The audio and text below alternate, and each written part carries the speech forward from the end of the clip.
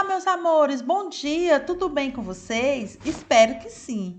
Antes da tia começar a nossa aula de hoje, a tia tem 3 dicas de estudo para vocês. Procuro sempre um lugar calmo, arejado, ventilado e iluminado para que você possa se concentrar e fixar no nosso conteúdo de hoje. Tenha sempre perto de você seu lápis, sua borracha, seu apontador, o material que você vai utilizar para a nossa aula. E junto com vocês, você leva o material didático de vocês, o livro de vocês e o caderno. Hoje a tia está querendo que vocês abram o livro de vocês na página 188, o livro de história, na página 188, e vamos falar um pouco sobre as revoltas de Filipe dos Santos. Mas antes da gente começar a falar sobre essa revolta dos Filipe dos Santos, a tia vai falar um pouco, relembrar vocês das outras revoltas que nós já estudamos. A revolta de Beckman. O que foi essa revolta de Beckman? Foi uma rebelião contra o governo colonial devido a eles estavam insatisfeitos com os colonos maranhenses. Então, os colonos maranhenses, eles estavam insatisfeitos com o governo. Teve a Guerra do Emboabas, que foram violentos conflitos entre os paulistas, que eram os senhores feudais, que eram os chefes, contra os emboabas, que eram os forasteiros. Eles disputavam o ouro de Minas Gerais. Teve também as Guerras dos Mascarte, que foi um conflito entre os senhores dos engenhos de Olinda contra os comerciantes de Recife. E hoje nós vamos falar sobre a revolta de Filipe dos Santos. O que foi essa revolta? O que foi? Qual foram as consequências? Qual foi o objetivo dessa guerra? Também conhecida como Revolta de Vila Rica, a revolta de Filipe dos Santos também era conhecida como Revolta de Vila Rica.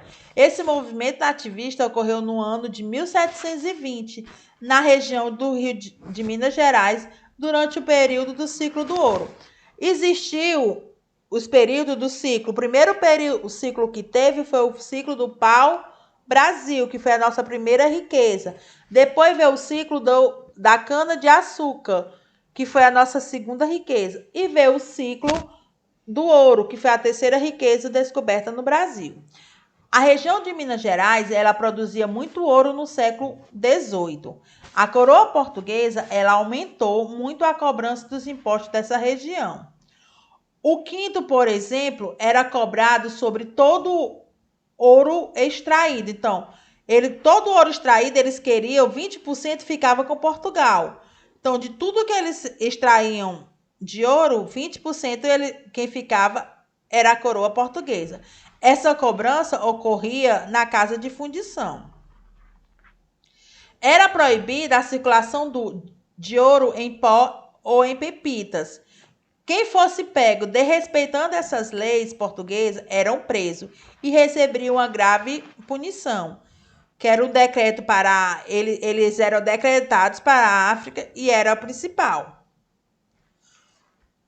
Qual foi o objetivo e a causa desse movimento, dessa revolta? Os donos das minas estavam prejudicados com as novas medidas da coroa para dificultar o contrabando do ouro em pó. O que é que eles faziam, o dono das minas? Eles, como sempre, já começava a corrupção a partir desde a época do descobrimento, eles mandavam o ouro para a coroa portuguesa, o lucro, só que eles também roubavam, eles faziam o contrabando, eles faziam a fundição do ouro, transformavam em pó e ali eles vendiam para obter o lucro e não ter que pagar um imposto sobre esse ouro que eles escondiam. A coroa portuguesa decidiu instalar 4 casas de fundições, onde todo o ouro deveria ser fundido e transformado em barras, como o selo do rei. Então, como a coroa portuguesa, eles foram espertos, o rei de Portugal, eles eram muito espertos, o que foi que ele fez? Ele começou a instalar casa de fundições, onde esse ouro que era encontrado, ele era fundido e transformado. Eles eram encontrados em pó, eles eram fundidos e ele é transformado em barra de ouro. E essa barra de ouro, ela recebia o selo do reino de Portugal. Nessa mesma ocasião, era recolhido os impostos de cada 5 barras. uma ficava para a coroa portuguesa. Então, de cada 5 barras, eles ficavam com 20%. E uma dessas barras ficava para a coroa portuguesa. Assim, só poderia ser comercializado o ouro em barra com o selo real, acabando com o contrabando paralelo do ouro em pó e, consequentemente, com o lucro maior dos donos da minas. O que é que ocorria? Como a coroa portuguesa ela se sentiu prejudicada, então ela adotou isso. O ouro só poderia ser vendido se tivesse o selo da coroa real.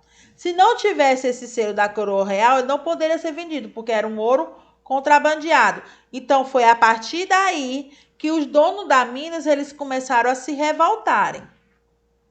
Então, esses últimos organizaram essas revoltas para acabar com as casas de fundições, com os impostos e com o forte controle em cima do contrabando. O porquê que ocorreu essa revolta? O porquê que ocorreu? Porque os mineiros, o dono da mina, eles se sentiram prejudicados. Porque eles estavam fazendo o contrabando, vendendo ouro em forma de pó. De outra maneira, para não pagar esse imposto para a coroa portuguesa. E a coroa portuguesa, observando isso, ela começou a ter ideia de marcar o ouro. Então, só poderia ser vendido aquele ouro se tivesse o selo da coroa portuguesa. Se não tivesse esse selo, era um contrabando. Então, as pessoas que eram pegas fazendo isso, eles eram presos e, às vezes, exilados. Então, foi a partir daí que começou a guerra dos donos da Minas contra a coroa portuguesa. O líder e suas ideias. Felipe dos Santos Frei era um rico fazendeiro e tropeiro, dono de tropas de mulas para transporte de mercadoria. O que era esse tropeiro? Ele tinha várias mulas e essas mulas que faziam o transporte dos ouros de outras mercadorias para os comerciantes. Com seus discursos e ideias, atraiu a atenção das camadas mais populares e das classes médias urbanas de Vila Rica. Ele defendia o fim das casas de fundições e a diminuição da fiscalização metropolitana. Aí era uma casa de fundição que a tia botou para vocês. A revolta em si. A revolta durou quase um mês. Os revoltosos pegaram em armas e chegaram a ocupar a Vila Rica. Diante da situação tensa, o governador da região, o conde de Assumar, chamou os revoltosos para negociar, solicitando que eles abandonassem as armas. Após acalmar e fazer promessas os revoltosos, o conde ordenou às tropas para que invadissem a vila. Os líderes desse movimento foram presos e suas casas incendiadas. Felipe dos Santos, que considerava o líder, que ele era considerado livre, que ele que comandou essa revolta, foi julgado e condenado à morte por enforcamento. A consequência dessa revolta, como consequência, a coroa procurou limitar as vias de acesso às minas e o escoamento da produção, visando inibir o contrabando e a invasão fiscal. Para facilitar essa tarefa, ela foi criada a Capitania de Minas Gerais, separando a Capitania de São Paulo. Então, a partir daí, a consequência foi que eles dividiram a Capitania de Minas Gerais e a de São Paulo, que era uma capitania só, foi dividida em duas. Os revoltosos realizaram uma marcha até a sede do governo da capitania, em Mariana, e como governador, Conde de Assumar, não tinha como barrar a força dos donos da Minas. Ele prometeu que as casas de fundições não seriam instaladas e que o comércio local seria livre de impostos. Então, o governador, na época, ele prometeu que não iam mais instalar mais casas de fundições e o comércio ele ia ficar livre. Eles estavam livres dos impostos, eles estavam livres de pagar um quinto, que era 20% de cima do seu lucro para a coroa portuguesa. Os rebeldes voltaram então para a Vila Rica e de onde haviam saído. Aproveitando a trégua, o conde mandou prender os líderes do movimento cujas casas foram incendiadas. Muitos deles foram deportados para Lisboa. Muitos desses líderes, muitos desses revoltosos, eles foram deportados, foram mandados de volta para Portugal. Mas Filipe dos Santos foi condenado e executado. Assim, essa revolta não conseguiu cumprir seus objetivos e foi facilmente sufocada pelo governo. Facilmente o governo conseguiu acabar com essa revolta, que só durou um mês. Felipe dos Santos foi morto porque ele e sua tropa demoliram as casas de fundições. Então, por que o Felipe dos Santos foi morto? Porque eles demoliram, eles queimaram as casas de fundições. Por ser caráter nativista e um protesto contra a política metropolitana, muitos historiadores consideram esse movimento como um embrião da Inconfidência Mineira, que a Inconfidência Mineira ocorreu em 1789. Querendo rever nossa aula, é só ir lá no nosso site www.escolapequenospaços.com.br. Essa aula também está na nossa plataforma digital. Querendo rever, veja quantas vezes vocês quiserem. No livro de vocês também tem o conteúdo dessa aula. Vocês podem ler no livro de vocês. Façam a atividade de vocês para que vocês obtenham novos conhecimentos e treinem o aprendizado de vocês. Um beijo, tchau, tchau, até a próxima aula. Não esqueça de rever nossas aulas quantas vezes vocês quiserem.